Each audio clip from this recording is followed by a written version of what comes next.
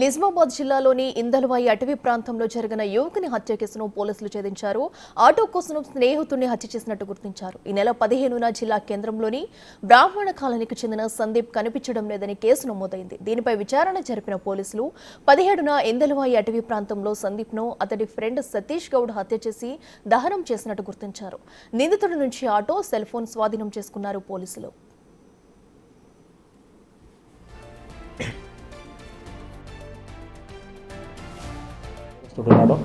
నమ్మబలికి ఈ సందీప్ని తీసుకొని ఇంకా మధ్యలో అక్కడక్కడ లిక్కర్ కూడా పర్చేజ్ చేసి తాగడం జరిగింది. వెళ్తూ టోల్గేట్ దగ్గర కూడా దాటడం జరిగింది. అది కూడా సీసీటీవీ ఫుటేజ్లో రికార్డ్ అయింది.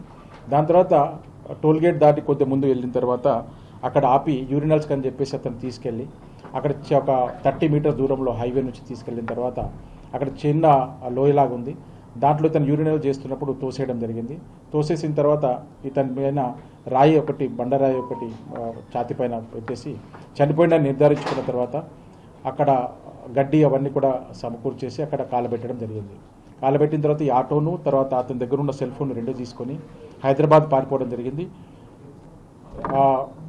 తర్వాత ఇక్కడికి మనకు ఈ సమాచారం అన్ని కూడా ఫుటేజెస్ అవన్నీ చూసినప్పుడు లాస్ట్ ఎవరు ఉన్నారు ఇతను తిరిగినారన్న సమాచారంలో ఈ సతీష్ గౌడ్ని సస్పెక్ట్ చేసి ఇతన్ని ప్రీవియస్ హిస్టరీ వెరిఫై చేస్తే ఇతని పైన వనశ్రీపురంలో ఒకటి మర్డర్ కేసు కూడా ఉంది.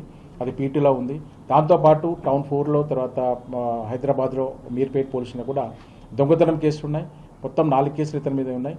ఇతన్ని ఇమీడియట్గా నిజామాబాద్ జిల్లా కేంద్రంలోని నాగారం ప్రాంతంలో బ్రాహ్మణ కాలనీలో ఉండే కండెల సందీప్ ఆటో డ్రైవర్.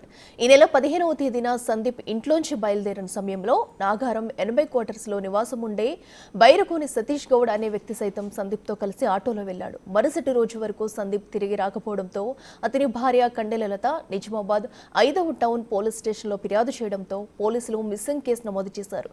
ఈ నెల 17న డిచ్పల్లి సర్కిల్ పరిధిలోని ఇందలవాయి అటవీ ప్రాంతంలో కాలిపోయిన మృతదేహాన్ని పోలీసులు గుర్తించారు. మృతదేహం ఒంటిపై ఉన్న ఆధారాలను బట్టి మృతుడు నిజామాబాద్ నాగారానికి చెందిన సందీప్గా పోలీసులు నిర్ధారించారు.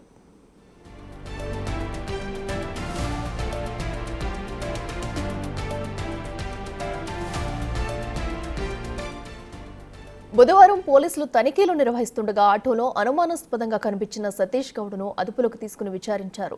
విచారణలో భాగంగా సందీప్ను ఇందల్వాయి అటవీ ప్రాంతంలో బండారాయితో మోదీ హత్య చేసి అక్కడ ఉన్న గడ్డితో అతని మృతదేహాన్ని తగలబెట్టినట్లు నిందితుడు అంగీకరించినట్లు తెలిపారు. తర్వాత మృతుని ఆటోతో పాటు మొబైల్ ఫోన్లు తీసుకుని హైదరాబాద్కు పారిపోయినట్లు నిందితుడు ఒప్పుకున్నాడు. తిరిగి నిన్న నిజామాబాద్కు రాగా పోలీసులు పట్టుకున్నారు.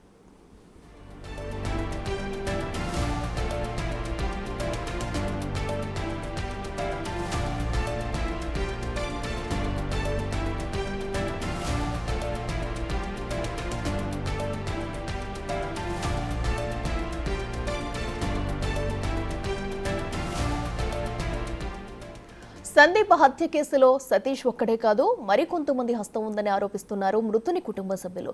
తమ కుటుంబానికి న్యాయం జరగాలని చివరి చూపు కూడా లేకుండా కాల్ చేశారంటూ మృతుని భార్య కన్నీరు మున్నీరయ్యారు.